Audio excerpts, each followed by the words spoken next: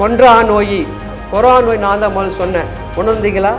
கடல் காய்ச்சல் நோய் அடுத்ததாக எப்போ 28/8/2028 இது வந்து மிகப்பெரிய கொடூரமான நோய். எப்படி கொரோனா வந்து அறியாத பேர் வந்ததோ, பஞ்சபூதங்கள் இருக்கு இல்லையா, அந்த பஞ்சபூதங்களில் வந்து 5 தானே, அந்த 5க்குள்ள ஏதாவது நம்பர் சொல்லு.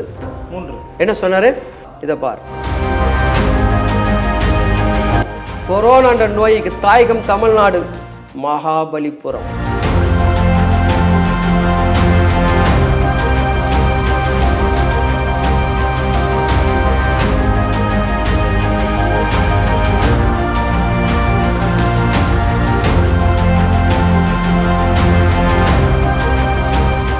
ரியல் ஒன் நேயர்களுக்கு வணக்கம். இன்றைய நேயர்களுக்காக நம்முடன் நினைக்கிறார் மர்மயோகி மன்சித்தர் அவர்கள். வணக்கம் சார். வணக்கம் தம்பி.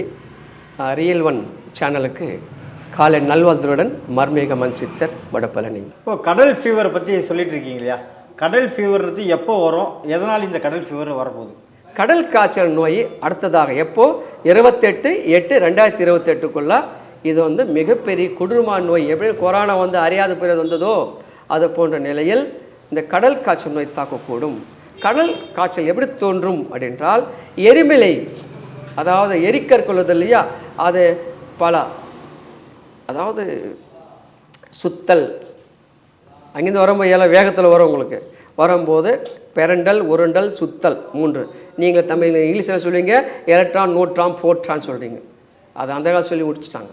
இப்போ பெரண்டல் எப்படி இருக்கும், உருண்டல் எப்படி இருக்கும், சுத்தல் எப்படி இருக்கும், அது மாதிரி வரும்போது கற்கள் வந்து எரிஞ்சு சாம்பலா நிலையில் கரையன்ட்டு எங்கே விழுவுன்னா, ஈர்ப்பு கொண்டது கடல் நீர், அங்கே தான் விழும், அல்லது காட்டுக்குள்ளே விழும்.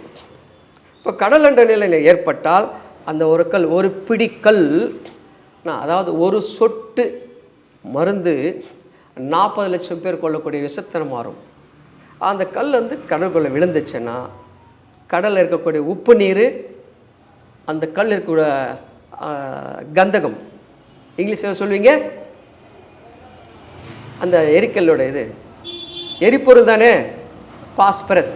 ஒரு பாஸ்பரஸ் ஒரு சோடியம் மிக்ஸ் ஆனால் என்ன உங்களுக்கு ப்ராஃபிட் கிடைக்குதுன்னா அது எங்கே பார்த்து தெரிஞ்சிடும். அது போன்று அது விழும்போது, அந்த கற்கள் விழும்போது பல மாற்றங்கள் சீட்டு ஏற்பட்டு கடலுக்குள்ள இருக்கக்கூடிய ஜீவராசங்கள்லாம் பல நோய்கள் தாக்கி அதை வந்து மேலே மிதக்குவதும் கடல் கரைக்கு ஒதுங்குவதும் நடப்பது. அது மூலமாக அது காற்று கிருமியாக மாற்றப்பட்டு மக்கள் மாண்ட நேரிடும். அப்படி என்ன ஃபீவர் என்ன, அந்த ஃபீவர் வரத்துக்கு முன்னே கண்கள் வந்து பாதி பார்வை போகும், நாக்கு தடிச்சு போகும், மலக்குடல் வீக்கம் ஏற்பட்டுடும். இப்படி பல விஷயங்கள் நடக்கக்கூடியது. கடல் காய்ச்சல் இல்லைன்னா அது தனியாக காய்ச்சல் இல்லைன்னா இதுதான். அப்புறம் இப்போ சீ ஃபீவர்னால எந்தெந்த நாடுகளுக்கு பரவ வாய்ப்பு இருக்குது? எந்த நாடுகள்லாம் இப்போ பாதிக்கப்படும் சீ ஃபீவரால்? ஒரு பானுக்குள்ள நீங்கள் பால் ஊற்றிட்டு அவனை உறவு ஊற்றினா கொஞ்சம் நேரம் என்ன ஆகுது, நேர காலத்தில் ஒரு தயிர் ஆகிடும். அது போன்றே அனைத்து கடலும் கீடையிட்டு உள்ள வாழக்கூடிய ஜீவராசங்கள் ஒரு விதமான நோயை தாக்கி அது சீ ஃபீவர் சொல்ல, கடல் காய்ச்சல். அது ஜுரம் ஊற்றி விட்டால் இங்கே மாடனே நத்தை நாடி கண்ட இங்கே நடுங்கி சாக நேரிடா. அது போன்று அனைத்து பேருக்கு உருவாகும். இவருக்கு ஒரு வந்து எந்த பகுதியில் வந்து கொரோனா தாக்கிச்சு சொல்ல முடியாது இல்லையா? எங்கே உகாண்டில் வந்தது, இந்த சைனாவில் உகாண்டில் வந்ததுன்னு சொல்கிறீங்க. உகாண்டில் எங்கேருந்து வந்தது தெரியுமான்னா 132 நாடுகள் நாக்கு தொங்க போட்டு ஒன்றுமே தெரியல அவங்களுக்கு. கொரோனான்ற நோய்க்கு தாயகம் தமிழ்நாடு, அது மறந்துடாது. மகாபலிபுரம், இது ரகசியம், புரியுதாயா? இப்போ கடல் அழிவுக்கும் வரதும் வந்து ஒரு அழிவுக்கு காரணம் தான். அதை மக்கள் உணர வேண்டும். எப்படி உங்களுக்கு மூச்சு காட்டு வருகிறதோ, ஆமாம், கடல் மூச்சு காட்டு வருது இல்லையா, அலைகள் முன் போகுதல் பின் போகுது இருக்குது இல்லையா, அது அதிகாரித்தால் நான் மூச்சு தடுமாறல் தான் மரணத்துக்கு அறிகுறி என்றதை தெரிஞ்சு கொள்ள வேண்டும். இப்படி கன்னியாகுமரி நிறைய விஷயங்கள் அவசியம் கொடுத்துருக்கிறேன். மக்கள் உணரணும், எச்சரிக்கை இருக்கணும். அது காரணம் தெய்வீகம், ஆன்மீகம், அது முக்கியத்துவம். தெய்வீகம் ஆன்மீகம் இருந்தால் தான் நமக்கு வந்து எது இருந்தாலும் முன்பவர் உண்டாகும். பின்பவர் வந்து என்ன பிரயோஜனம் இல்லை. அதான் ப்ரேயர் இஸ் பவர் அப்படின்னாங்க. தெய்வீகத்தை கடைப்பிடுங்கள். பல போலி சாமியார்கள் வேண்டாம். அதனால தான் நம்ம நல்லாட்சி மக்கள் என்ன சொல்கிறாங்கன்னா, கடவுள் இல்லை. ஏன் சொல்கிறாங்கன்னா, கண்டவனை கல் வச்சு கோயில் கட்டி விட்டு அவங்க தட்டை எடுத்துகிட்டு பிச்சை எடுத்துகிட்டு இருக்கிறான். அது தப்பு இல்லையா? அது செய்யாதுங்க. உண்மை காட்டு, நன்மை செய். என்ன எவனோ கோயில் கட்டிகிட்டே இருக்கு, இருக்கிற கோயில் பராமரிச்ச போதும் அல்லவா. 2025 அப்படின்போது பார்த்தீங்கன்னா முழுக்க இந்த ஆண்டு முடிய 2025 அச்சம் கொண்டே நம்ம அஞ்ச வேண்டிய நிலை உண்டாகும். மிக எச்சரிக்கை இருக்க வேண்டும். மக்கள் சுத்தம் சுகாதாரம் என்பது அது முக்கியம் கொண்டது. இன்றைக்கி உணவுகள் ரசாயனம் கொண்டு மக்கள் சாப்பிட்டுட்டு இருக்கிறார்கள். அது தடுக்க முடியாதா? தடுக்கலாமே, பார்த்துக்கோங்க. ஏன் ரசாயனம் வச்சு தான் நீங்கள் இவ்வளோ பொருள் இவ்வளோ பெருசாக ஏன் சாப்பிட என்ன பண்ண போகிறீங்க? இருக்கிற வச்சு சாப்பிடுங்கள். ஒரு அன்பாக இருங்கள், நன்மையாக இருங்கள். இதெல்லாம் தவறான சிந்தனைகள், தேவையின்றி செய்தல், நம்ம நாட்டுக்கே தேச துரோகம் செய்தல், இதெல்லாம் வேண்டாம். நம்ம நாட்டு மக்கள் நல்லா இருக்கும். நம்ம நாடு நல்லா இருக்கின்ற நீங்கள் முயற்சி எடுங்கள். வெளிநாட்டுக்காக ஏன் கூலி வேலை செய்கிறீங்க? அது செய்யக்கூடாது. அக்காரணமாக வெளிநாட்டு மூலமாக நம்ம நாட்டுக்கு போதைப் பொருள்ன்றது வரும்போது அந்த போதை சாப்பிடும்போது அது நோய் பிறகு அண்டு நோயாக உருவாக்குறார்கள். அது கொஞ்சம் ஜாக்கிரதை இருக்க வேண்டும். போதையாக இருந்து நம்ம ஓரம் கட்ட வேண்டும். எப்பொழுதுமே ஒரு அழிவு கொண்ட ஒரு பொருளாகும் சொல்லி நம்ம நல்லாட்சி சிஎம் ஸ்டாலின் ஐயா அவர்கள் வந்து மக்கள் கொடுத்துருக்காங்க இல்லையா, காது கேளுங்க. அது ஒரு தெய்வீகமாக கடவுள் சொல்ல ஏற்றுக்கொள்ளுங்கள். இப்போ ஒவ்வொரு சித்தர்களோட வாழ்க்கையை பார்த்தீங்கன்னா அவங்களுக்கு வந்து இயற்கையாகவே ஒரு ஆன்மீக ஒளி வந்து ஒரு குருமார்களால் தான் வந்திருக்கும் இல்லையா? ஸோ உங்களுக்கு அப்படி யாரால் வந்தது? சித்தராவத்த காரணம் என்னன்னா, அழியும் கலிகாலத்தில் இங்கே இறைவன் என்பது காலதாமதம் வருவதும், மக்கள் நீதி தர்மம் எல்லாமே தவறி விட்டு மோகம் காமம் கோபம் கொண்ட சீட்ட மாற்றம் கொண்ட மக்கள் மாண்டு நீரிடல், புது நோயில் தாக்குதல் இப்படி இருக்கும்போது சித்தர்கள் ஏன் எதுக்காக வருகிறார் அப்படின்னா, அவர்கள் நல்வழி காட்டவும், மருத்துவத்தை சொல்லவும், தெய்வீகத்தை சொல்லவும், புதுமையாக ஒரு நடத்தல் பற்றி மக்களுக்கு எடுத்து சொல்லவும், இயற்கை சீட்டுகள் வந்து அமைதி பெறத்துக்காக என்னென்ன செய்ய வேண்டும் என்ற ஒரு மர்ம ரகசியம் எடுத்து சொல்லுதல். இயற்கை சீட்டை தடுக்க முடியுமா? சித்தர்களால் இது போல அழிவுகளை தடுக்க முடியல. நிச்சயமா தடுக்க முடியும். நீங்க ஏதாவது இது போல விஷயங்கள் ஏதாவது தடுத்திருக்கீங்களா? முன்னுக்கூட சொல்லிக்கிறேன், போன மாதம் நவம்பரில் சொல்லியிருக்கிறேனே. ஜலப்பிரளயம் உண்டாகும், மக்களை எச்சரிக்கை. ஜலப்பிரளயம், ஜலமண்ண நீரால் சீட்டம் உண்டாகும் சொல்லி போட்டிருக்கிறேனே. வாட்ஸ்அப்பில் போட்டுச்சிருக்கேனே, நான் போட்டிருக்கேன். ஏன் கேட்கல? அதை மட்டும் ஏன் ஷேர் பண்ணல? ஷேர் பண்ணுறீங்க இல்லையா? ஜலப்பிரளயம்னா எப்படி நம்மளுக்கு ஒரு சுனாமி மாதிரியான தாக்குதலா இல்லை? சுனாமி இல்லை, பருவ காலங்கள் சீட்டம் ஏற்பட்டால் அதன் மூலமாக ஜலப்பிரளயம். ஜலப்பிரளயத்தால் மக்கள் மாண்டுவார்கள். நீர் சுவை குறைந்தாலே பல தாகத்தை. எப்போ இது நடக்கிறது? எப்போ இதை நீங்கள் தடுத்தீங்கன்றதா தெய்வீக ஆற்றல் தான். தடுக்கிறதுக்கு நம்ம வந்து ஆணை கட்டை போகிறது, வரக்கூட நீரை ஆணை கட்டுறது கிடையாது. தெய்வீக செயல் சிந்தனை தான் சித்தரை வந்து தடுக்கிறதுக்கு காரணம். போட்டிருக்கல, வாட்ஸ்அப்பில் போட்டிருக்க, என்ன போட்டிருக்கிற? இந்த ஜலப்பிரந்து வந்து நமக்கு வந்து சாந்தம் ஏற்படணும் இரவா சொல்லி நம்ம ப்ரேயர் பண்ணும்போது, இப்போ வெயில் வரல, தெரிந்த வெயில் இருக்கா இல்லையா? இயற்கைக்கும் சித்தருக்கும் சம்பந்தம் உண்டு, இல்லைன்னு சொல்ல முடியாது. இல்லைன்னு சொல்ல முட்டாள்கள் நிறைய இருக்கிறாங்க. சித்தரை பேட்டு கொடுப்பாரு, பேட்டு கொடுக்காம நான் என்ன கேட்குறேன்னா, இதோ ஒரு ஆபத்தை நீங்கள் ஏதாவது சித்தராக இருந்து தடுத்து இருக்கீங்களா அப்படின்னு கேட்குறேன். தடுத்துலையா? கொரோனா வரும்போது, கொரோனா பற்றி நான் தான் முன்னு கூட சொன்னீங்க. ஆனால் அதுக்கூட 14 வகையான கொழுந்துகள் வந்து ஒன்றாக கொடுக்கும்போது கொரோனா குணமானதா இல்லையா?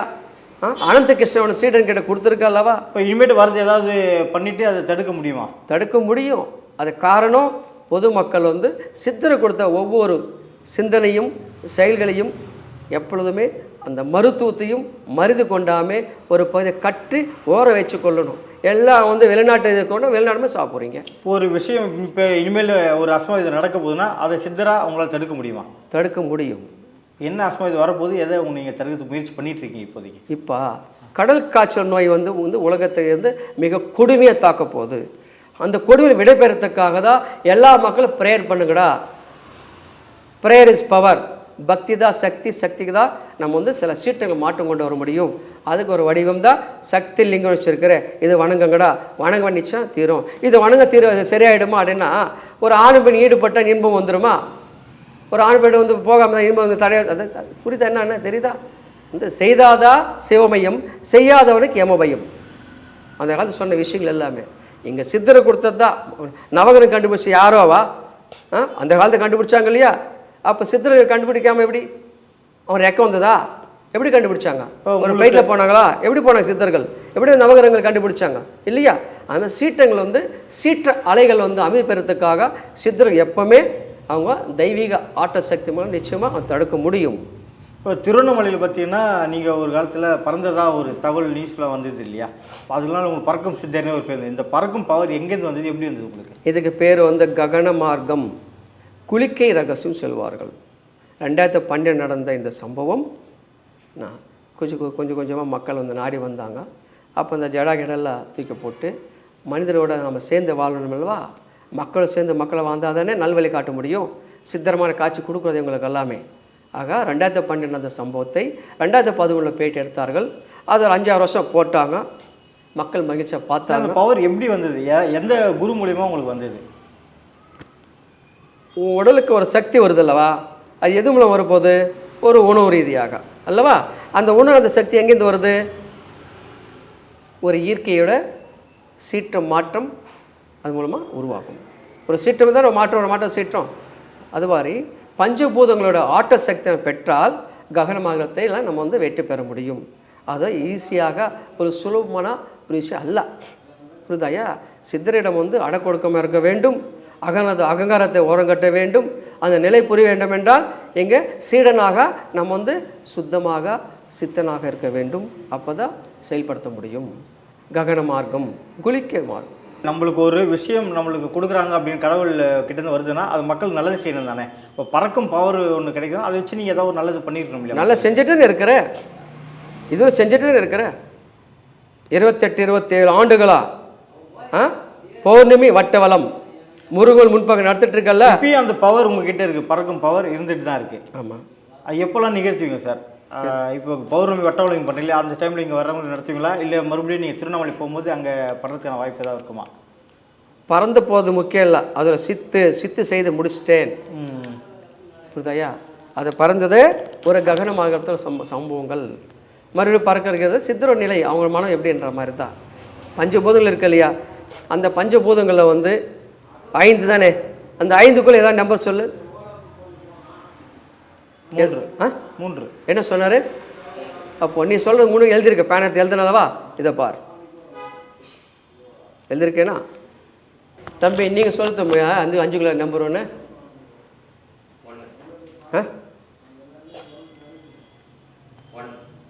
1. 1 என்ன குறிக்கும்? பஞ்சபூதத்தில் முதல் பூதம் எதுன்னா என்ன பூதம்? காற்று. புரியுதையா? காற்று உண்டாகும். புரியுதையா? இப்போ நீங்கள் சொல்லுங்கள் மறுபடி 5க்குள்ள நம்பர் 4. 4.